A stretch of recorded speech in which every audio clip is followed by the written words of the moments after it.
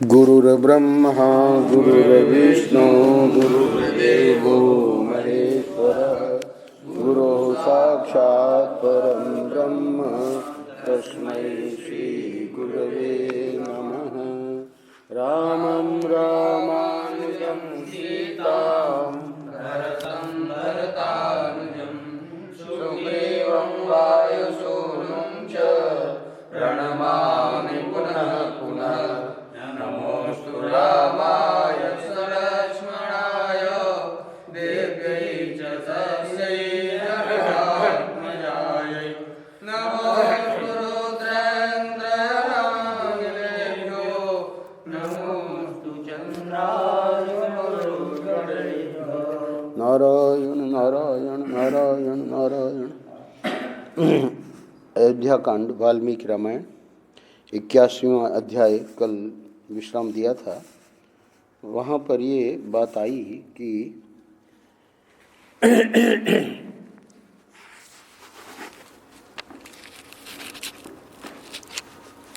वशिष्ठ जी सभा भवन में जाके अपने आसन पे विराजमान हो गए हैं और आज्ञा की है कि सभी मंत्रियों को, सेनापतियों को, राजकुमारों को तथा अन्य राजकुमारों के साथ यशस्वी भरत और शत्रुघ्न, यानी अन्य रानियों के भी होंगे पुत्र, तो भरत और शत्रुघ्न को, मंत्री युधाजित और सुमंत्र को तथा और भी जो हितैषी पुरुष वहाँ हों उन सबको शीघ्र बुलाओ, हमें उनसे बहुत ही आवश्यक कार्य है। 13वां हो चुका है दशरथ जी का, शुद्धि हो चुकी है। अब आगे प्रयास ये किया जा रहा है कि भरत राज्य संभाल ले। तो आज के अध्याय में हम देखेंगे, 82वें अध्याय में वर्णन कर रहे हैं, बुद्धिमान भरत ने उत्तम ग्रह नक्षत्रों से सुशोभित और पूर्ण चंद्र मंडल से प्रकाशित रात्रि की भांति उस सभा को देखा। सभा भवन में भरत ने प्रवेश किया। वह श्रेष्ठ पुरुषों की मंडली से भरी पूरी तथा वशिष्ठ आदि श्रेष्ठ मुनियों की उपस्थिति से शोभायमान थी। उस समय यथा योग्य आसनों पर बैठे हुए आर्य पुरुषों के वस्त्रों तथा अंगरागों की प्रभा से वह उत्तम सभा अधिक दीप्तिमती हो उठी थी। जैसे वर्षा काल व्यतीत होने पर शरद ऋतु की पूर्णिमा को पूर्ण चंद्र मंडल से अलंकृत रजनी बड़ी मनोहर दिखाई देती है, उसी प्रकार विद्वानों के समुदाय से भरी हुई वह सभा बड़ी सुंदर दिखाई देती थी। उस समय धर्म के ज्ञाता पुरोहित वशिष्ठ जी ने राजा की संपूर्ण प्रकृतियों को उपस्थित देख भरत से यह मधुर वचन कहा। राजा की संपूर्ण प्रकृतियां यानी मंत्रीगण और सेनापति और जो भी है वहाँ आवश्यक सब लोग पहुँच गए। हे तात, भरत को कह रहे हैं, राजा दशरथ ये धन धान्य से परिपूर्ण समृद्धिशालिनी पृथ्वी तुम्हें देकर स्वयं धर्म का आचरण करते हुए स्वर्गवासी हुए हैं। सत्यपूर्ण बर्ताव करने वाले श्री रामचंद्र जी ने सत्पुरुषों के धर्म का विचार करके पिता की आज्ञा का उसी प्रकार उल्लंघन नहीं किया जैसे उदित चंद्रमा अपनी चांदनी को नहीं छोड़ता है। इस प्रकार पिता और ज्येष्ठ भ्राता दोनों ने ही तुम्हें यह अकंटक राज्य प्रदान किया है। अतः तुम मंत्रियों को प्रसन्न रखते हुए इसका पालन करो और शीघ्र ही अपना अभिषेक करा लो, जिससे उत्तर पश्चिम दक्षिण पूर्व और अपरांत देश के निवासी राजा तथा समुद्र में जहाज़ों द्वारा व्यापार करने वाले व्यवसायी तुम्हें असंख्य रत्न प्रदान करें। यह बात सुनकर धर्मज्ञ भरत शोक में डूब गए और धर्म पालन की इच्छा से उन्होंने मन ही मन श्री राम की शरण ली। जब राजकर्मचारियों ने कहा तब तो उन्होंने कह ही दिया कि मैं राज्य ग्रहण नहीं करूंगा और सब लोगों को कह दिया कि मार्ग की तैयारी करो। तो सब लोग चले गए हैं, मार्ग की तैयारी कर रहे हैं। वशिष्ठ जी यहाँ अब अपना एक प्रकार से वीटो पावर कहिए जो भी, कि इनको अब ये ले लेना चाहिए राज्य। नवयुवक भरत उस भरी सभा में आंसू बहाते हुए गदगद वाणी द्वारा कलहंस के समान मधुर स्वर से विलाप करने और पुरोहित जी को उपालंभ देने लगे। अब भरत जी ने तो आगे का निर्णय ले लिया है, पर यहाँ जब वशिष्ठ जी को देखा कि उनका आग्रह है कि मैं राज्य स्वीकार करूं, तो अब उन्हीं को उपालंभ दे रहे हैं। हे गुरुदेव, जिन्होंने ब्रह्मचर्य का पालन किया, जो संपूर्ण विद्याओं में निष्णात हुए तथा जो सदा ही धर्म के लिए प्रयत्नशील रहते हैं, उन बुद्धिमान श्री रामचंद्र जी के राज्य का मेरे जैसा कौन मनुष्य अपहरण कर सकता है। महाराज दशरथ का कोई भी पुत्र बड़े भाई के राज्य का अपहरण कैसे कर सकता है। यह राज्य और मैं दोनों ही श्री राम के हैं। यह समझकर आपको इस सभा में धर्म संगत बात कहनी चाहिए, अन्याय युक्त बात नहीं कहनी चाहिए। धर्मात्मा श्री राम मुझसे अवस्था में बड़े और गुणों में भी श्रेष्ठ हैं। वे दिलीप और नहुष के समान तेजस्वी हैं। अतः महाराज दशरथ की भांति वे ही इस राज्य को पाने के अधिकारी हैं। अगले श्लोक में भरत जी कह रहे हैं, पाप का आचरण तो नीच पुरुष करते हैं, वह मनुष्य को निश्चय ही नरक में डालने वाला है। यदि श्री रामचंद्र जी का राज्य लेकर मैं भी पापाचरण करूं तो संसार में इक्ष्वाकु कुल का कलंक समझा जाऊंगा। मेरी माता ने जो पाप किया है उसे मैं कभी पसंद नहीं करता। इसीलिए यहाँ रहकर भी मैं दुर्गम वन में निवास करने वाले श्री रामचंद्र जी को हाथ जोड़कर प्रणाम करता हूँ। मैं श्री राम का ही अनुसरण करूँगा। मनुष्यों में श्रेष्ठ श्री रघुनाथ जी ही इस राज्य के राजा हैं। वे तीनों ही लोगों के राजा होने योग्य हैं। वाल्मीकि जी आगे वर्णन कर रहे हैं, भरत का वह धर्मयुक्त वचन सुनकर सभी सभासद श्री राम में चित्त लगाकर हर्ष के आंसू बहाने लगे। भरत ने फिर कहा, यदि मैं आर्य श्री राम को वन से न लौटा सकूंगा तो स्वयं भी नरश्रेष्ठ लक्ष्मण की भांति वहीं निवास करूंगा। मैं आप सभी सद्गुण युक्त बर्ताव करने वाले पूजनीय श्रेष्ठ सभासदों के समक्ष श्री रामचंद्र जी को बलपूर्वक लौटा लाने के लिए सारे उपायों से चेष्टा करूंगा।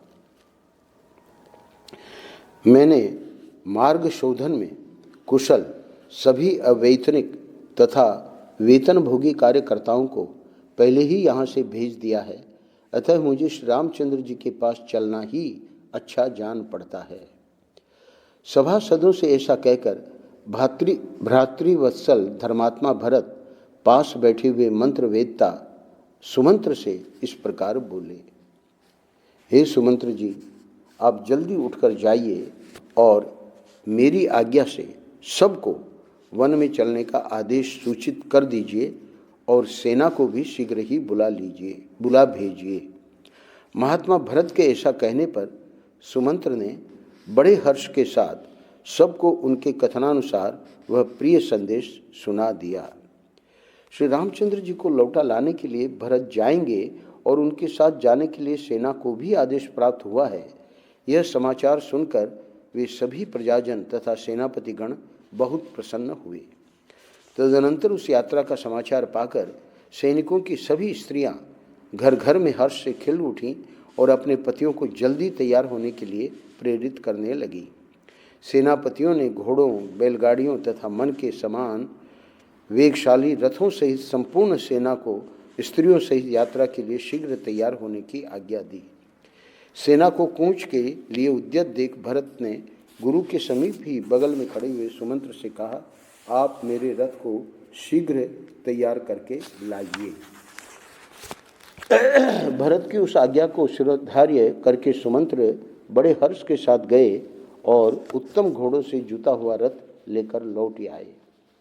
तब सुदृढ़ एवं सत्य पराक्रम वाले सत्यपरायण प्रतापी भरत विशाल वन में गए हुए अपने बड़े भाई यशस्वी श्री राम को लौटा लाने के निमित्त राजी करने के लिए यात्रा के उद्देश्य से उस समय इस प्रकार बोले। हे सुमंत्र जी, आप शीघ्र उठकर सेनापतियों के पास जाइए और उनसे कहकर सेना को कल कूच करने के लिए तैयार होने का प्रबंध कीजिए, क्योंकि मैं सारे जगत का कल्याण करने के लिए उन वनवासी श्री राम को प्रसन्न करके यहाँ ले आना चाहता हूँ। भरत की उत्तम आज्ञा पाकर सूत पुत्र सुमंत्र ने अपना मनोरथ सफल हुआ समझा और उन्होंने प्रजा वर्ग के सभी प्रधान व्यक्तियों, सेनापतियों तथा सुहृदों को भरत का आदेश सुना दिया। तब प्रत्येक घर के लोग ब्राह्मण, क्षत्रिय, वैश्य और शूद्र उठ कर अच्छी जाति के घोड़े, हाथी, ऊंट, गधे तथा रथों को जोतने लगे। अगले अध्याय में तदनंतर प्रातःकाल उठकर भरत ने उत्तम रथ पर आरूढ़ हो श्री रामचंद्र जी के दर्शन की इच्छा से शीघ्रतापूर्वक प्रस्थान किया। उनके आगे आगे सभी मंत्री और पुरोहित घोड़े जुते हुए रथों पर बैठकर यात्रा कर रहे थे। वे रथ सूर्यदेव के रथ के समान तेजस्वी दिखाई देते थे। यात्रा करते हुए इक्ष्वाकु कुल नंदन भरत के पीछे पीछे विधि पूर्वक, अब कितनी बड़ी सेना उनके साथ गई है उसका वर्णन है, 9,000 हाथी चल रहे थे। यात्रा परायण यशस्वी राजकुमार भरत के पीछे 60,000 रथ और नाना प्रकार के आयुध धारण करने वाले धनुर्धर योद्धा भी जा रहे थे। उसी प्रकार 1,00,000 घुड़सवार भी उन यशस्वी रघुकुल नंदन राजकुमार भरत की यात्रा के समय उनका अनुसरण कर रहे थे। कैकेयी, सुमित्रा और यशस्विनी कौशल्या देवी भी श्री रामचंद्र जी को लौटा लाने के लिए की जाने वाली उस यात्रा से संतुष्ट हो तेजस्वी रथ के द्वारा प्रस्थित हुई। वहाँ रामचरितमानस में संभवतः पालकी द्वारा है, यहाँ रथ में माताएं हैं। ब्राह्मण आदि त्रैवर्णिकों के समूह मन में अत्यंत हर्ष लेकर लक्ष्मण सहित श्री राम का दर्शन करने के लिए उन्हीं के संबंध में विचित्र बातें कहते सुनते हुए यात्रा कर रहे थे। क्या बातें कर रहे थे आपस में, उसका वर्णन कर रहे हैं। वे आपस में कहते थे, हम लोग दृढ़ता के साथ उत्तम व्रत का पालन करने वाले तथा संसार का दुख दूर करने वाले स्थित प्रज्ञ श्याम वर्ण महाबाहु श्री राम का कब दर्शन करेंगे। जैसे सूर्यदेव उदय होते ही सारे जगत का अंधकार हर लेते हैं, उसी प्रकार श्री रघुनाथ जी हमारी आंखों के सामने पड़ते ही हम लोगों का सारा शोक संताप दूर कर देंगे।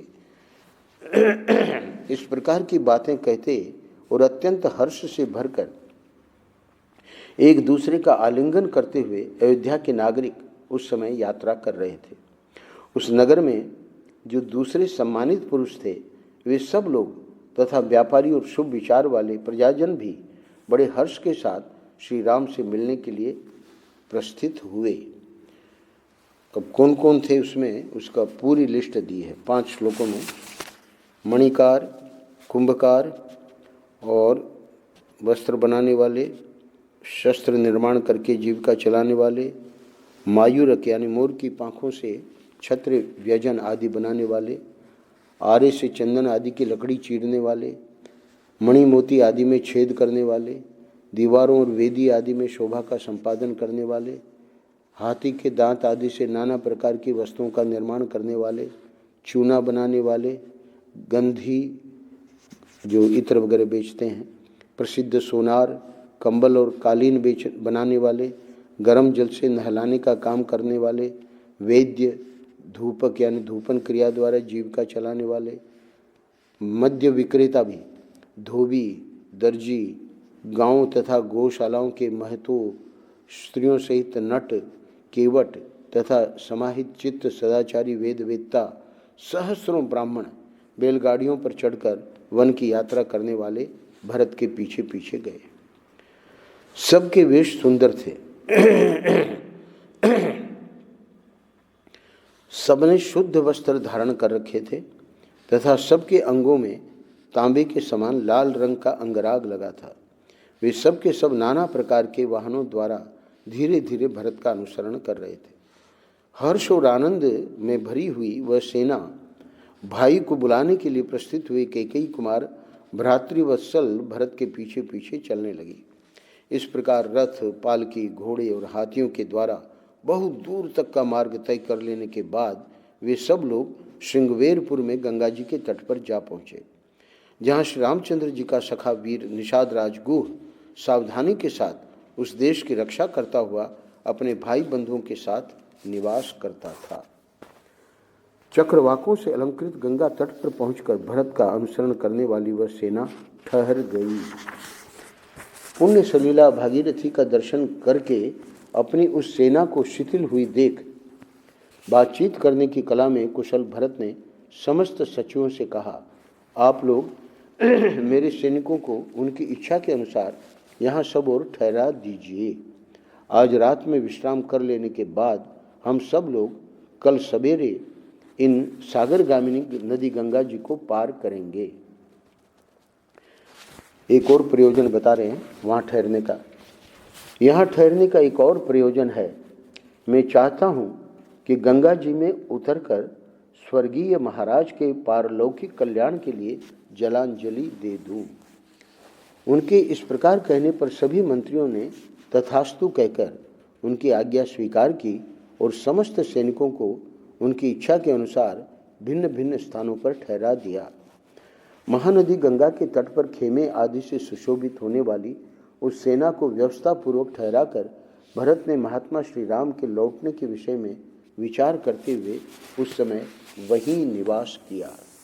अगले अध्याय में उधर निषाद राज गुह ने गंगा नदी के तट पर ठहरी हुई भरत की सेना को देखकर सब और बैठे हुए अपने भाई बंधुओं से कहा, भाइयों, इस ओर जो यह विशाल सेना ठहरी हुई है समुद्र के समान अपार दिखाई देती है। मैं मन से बहुत सोचने पर भी इसका पार नहीं पाता हूँ। निश्चय ही इसमें स्वयं दुर्बुद्धि भरत भी आया हुआ है। यह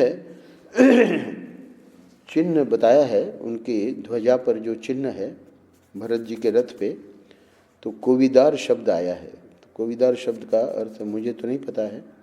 यह कोविदार के चिन्ह वाली विशाल ध्वजा उसी के रथ पर फहरा रही है। मैं समझता हूँ कि यह अपने मंत्रियों द्वारा पहले हम लोगों को पाशों से बंधवाएगा अथवा हमारा वध कर डालेगा, तत्पश्चात जिन्हें पिता ने राज्य से निकाल दिया है उन दशरथ नंदन श्री राम को भी मार डालेगा। कैकेयी का पुत्र भरत राजा दशरथ की संपन्न एवं सुदुर्लभ राजलक्ष्मी को अकेला ही हड़प लेना चाहता है, इसीलिए वह श्री रामचंद्र जी को वन में मार डालने के लिए जा रहा है। परंतु दशरथ कुमार श्री राम मेरे स्वामी और सखा हैं, इसलिए उनके हित की कामना रखकर तुम लोग अस्त्र शस्त्रों से सुसज्जित हो यहाँ गंगा के तट पर मौजूद रहो। सभी मल्लाह सेना के साथ नदी की रक्षा करते हुए गंगा के तट पर ही खड़े रहें और नाव पर रखे हुए फल मूल आदि का आहार करके ही आज की रात बितावें। हमारे पास 500 नावें हैं, उनमें से एक एक नाव पर मल्लाहों के 100 जवान युद्ध सामग्री से लैस होकर बैठे रहें। इस प्रकार गुह ने उन सबको आदेश दिया। जिन 500 नावों का वर्णन है, ये बड़ी बड़ी नावें हैं, क्योंकि एक एक नाव पे 100 जवान।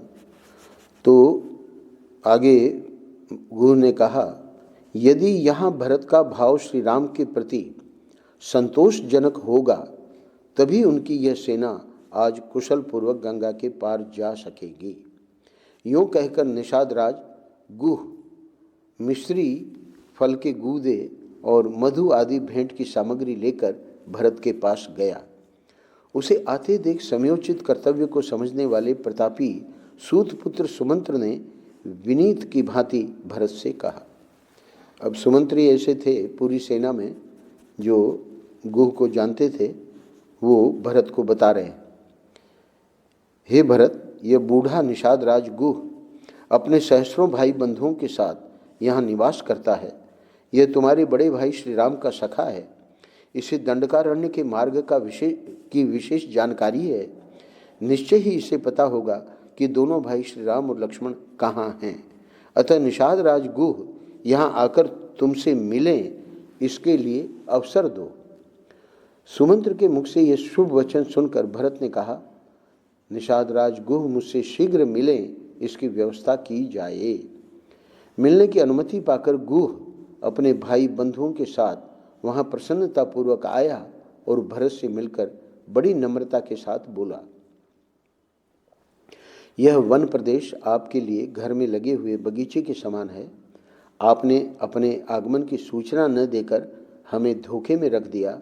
हम आपके स्वागत की कोई तैयारी न कर सके। हमारे पास जो कुछ है वह सब आपकी सेवा में अर्पित है। यह निषादों का घर आपका ही है। आप यहाँ सुखपूर्वक निवास करें। यह फल मूल आपकी सेवा में प्रस्तुत है। इसे निषाद लोग स्वयं तोड़कर लाए हैं। इनमें से कुछ फल तो अभी हरे ताजे हैं और कुछ सूख गए हैं। इनके साथ तैयार किया हुआ फल का गूदा भी है। इन सब के सिवाय नाना प्रकार के दूसरे दूसरे वन्य पदार्थ भी हैं। इन सब को आप ग्रहण करें। हम आशा करते हैं कि यह सेना आज की रात यहीं ठहरेगी और हमारा दिया हुआ भोजन स्वीकार करेगी। नाना प्रकार की मनोवांछित वस्तुओं से आज हम सेना सहित आपका सत्कार करेंगे। फिर कल सवेरे आप अपने सैनिकों के साथ यहाँ से अन्यत्र जाइएगा। अगले अध्याय में वर्णन करते हैं, निषाद राज गुह के ऐसा कहने पर महाबुद्धिमान भरत ने युक्ति और प्रयोजन युक्त वचनों में उसे इस प्रकार उत्तर दिया। उनके पास तो पूरी सामग्री, रसोईया वगैरह सब चलते थे। भैया, तुम मेरे बड़े भाई श्री राम के सखा हो, मेरी इतनी बड़ी सेना का सत्कार करना चाहते हो। यह तुम्हारा मनोरथ बहुत ही ऊंचा है। तुम उसे पूर्ण ही समझो। तुम्हारी श्रद्धा से ही हम सब लोगों का सत्कार हो गया।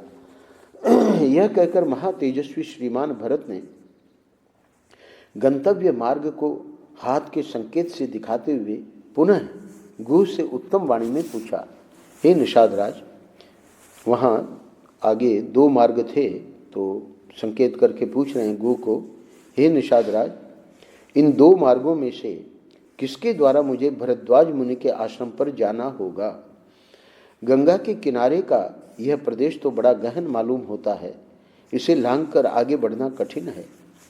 बुद्धिमान राजकुमार भरत का यह वचन सुनकर वन में विचरने वाले गुह ने हाथ जोड़कर कहा, हे महाबली राजकुमार, आपके साथ बहुत से मल्लाह जाएंगे जो इस प्रदेश से पूर्ण परिचित तथा भली भांति सावधान रहने वाले हैं। इनके सिवाय मैं भी आपके साथ चलूंगा। परंतु एक बात बताइए, इस श्लोक में गुह साफ पूछ रहा है कि किस प्रयोजन से आप यहाँ वन में आए। परंतु एक बात बताइए, अनायास ही महान पराक्रम करने वाले श्री रामचंद्र जी के प्रति आप कोई दुर्भावना लेकर तो नहीं जा रहे हैं? भरद्वाज के वहाँ मिलने के बाद तो आगे चित्रकूट है, तो ऐसा तो नहीं कि कोई दुर्भावना आपके मन में है? पूछ रहा है। आपकी यह विशाल सेना मेरे मन में शंका सी उत्पन्न कर रही है। अब इस बात को सुन के भरत कितने व्यथित हो गए, हम लोग कल्पना कर सकते हैं। ऐसी बात कहते हुए गुह से आकाश के समान निर्मल भरत ने मधुर वाणी में कहा, हे निषाद राज, ऐसा समय कभी न आए। तुम्हारी बात सुनकर मुझे बड़ा कष्ट हुआ है। तुम्हें मुझ पर संदेह नहीं करना चाहिए। श्री रघुनाथ जी मेरे बड़े भाई हैं। मैं उन्हें पिता के समान मानता हूँ। श्री राम वन में निवास करते हैं, अतः उन्हें लौटा लाने के लिए जा रहा हूँ। हे गुह, मैं तुमसे सच कहता हूँ, तुम्हें मेरे विषय में कोई अन्यथा विचार नहीं करना चाहिए। भरत की बात सुनकर निषाद राज का मुंह प्रसन्नता से खिल उठा। वह हर्ष से भरकर पुनः भरत से बोला, आप धन्य हैं। गुरु ने भी बहुत बढ़िया बातें कही है। आप धन्य हैं। जो बिना प्रयत्न के हाथ में आए हुए राज्य को त्याग देना चाहते हैं। आपके समान धर्मात्मा मुझे इस भूमंडल में कोई नहीं दिखाई देता। कष्टप्रद वन में निवास करने वाले श्री राम को जो आप लौटा लाना चाहते हैं, इससे समस्त लोकों में आपकी अक्षय कीर्ति का प्रसार होगा। जब गुह भरत से इस प्रकार बातें कह रहा था, उसी समय सूर्यदेव की प्रभा अदृश्य हो गई और रात का अंधकार सब फैल गया। गुह के बर्ताव से श्रीमान भरत को बड़ा संतोष हुआ और वे सेना को विश्राम करने की आज्ञा दे शत्रुघ्न के साथ शयन करने के लिए गए। धर्म पर दृष्टि रखने वाले महात्मा भरत शोक के योग्य नहीं थे, तथापि उनके मन में श्री रामचंद्र जी के लिए चिंता के कारण ऐसा शोक उत्पन्न हुआ जिसका वर्णन नहीं हो सकता। और उसका बड़ा वाल्मीकि जी अपनी काव्य की भाषा में वर्णन कर रहे हैं उनके शोक का। जैसे वन में फैले हुए दावानल से संतप्त हुए वृक्ष को उसके खोखले में खोडर में छिपी हुई आग और भी अधिक जलाती है, उसी प्रकार दशरथ मरण जन्य चिंता की आग से संतप्त हुए भरत को वह राम वियोग से उत्पन्न हुई शोकाग्नि और भी जलाने लगी। जैसे सूर्य की किरणों से तपा हुआ हिमालय अपनी पिघली हुई बर्फ को बहाने लगता है, उसी प्रकार भरत शोकाग्नि से संतप्त होने के कारण अपने संपूर्ण अंगों से पसीना बहाने लगे। अगले 2 श्लोकों में और अद्भुत उपमाएं दी हैं। उस समय कैकेयी कुमार भरत दुख के विशाल पर्वत से आक्रांत हो गए थे। श्री रामचंद्र जी का ध्यान ही उसमें छिद्र रहित शिलाओं का समूह था। दुखपूर्ण उच्छ्वास ही गैरिक आदि धातु का स्थान ले रहा था। दीनता, इंद्रियों की अपने विषयों से विमुखता ही वृक्ष समूह के रूप में प्रतीत होती थी। शोक जनित आयास ही उस दुख रूपी पर्वत के ऊंचे शिखर थे। अतिशय मोह ही उसमें अनंत प्राणी थे। बाहर भीतर की इंद्रियों में होने वाले संताप ही उस पर्वत की औषधियां तथा बांस के वृक्ष थे। उनका मन बहुत दुखी था। वे लंबी सांस खींचते हुए सहसा अपनी सुध-बुध खोकर बड़ी भारी आपत्ति में पड़ गए। मानसिक चिंता से पीड़ित होने के कारण नरश्रेष्ठ भरत को शांति नहीं मिलती थी। उनकी दशा अपने झुंड से बिछड़े हुए वृषभ की सी हो रही थी। परिवार सहित एकाग्र चित्त महानुभाव भरत जब गुह से मिले, उस समय उनके मन में बड़ा दुख था। वे अपने बड़े भाई के लिए चिंतित थे, अतः गुह ने उन्हें पुनः आश्वासन दिया। वनचारी गुह ने अगले अध्याय में अप्रमेय शक्तिशाली भरत से महात्मा लक्ष्मण के सद्भाव का इस प्रकार वर्णन किया। लक्ष्मण अभी गुह पूरी जो घटनाएं हुई उनके बारे में कह रहा है। लक्ष्मण अपने भाई की रक्षा के लिए श्रेष्ठ धनुष और बाण धारण किए अधिक काल तक जागते रहे। उस समय उन सद्गुणशाली लक्ष्मण से मैंने इस प्रकार कहा। अब उनका जो दुख देखकर और ये वर्णन करेंगे कि लक्ष्मण क्योंकि पूरी रात इनके साथ ही थे, तो क्या क्या बातें लक्ष्मण ने कही उसको हम लोग पहले सुन चुके हैं।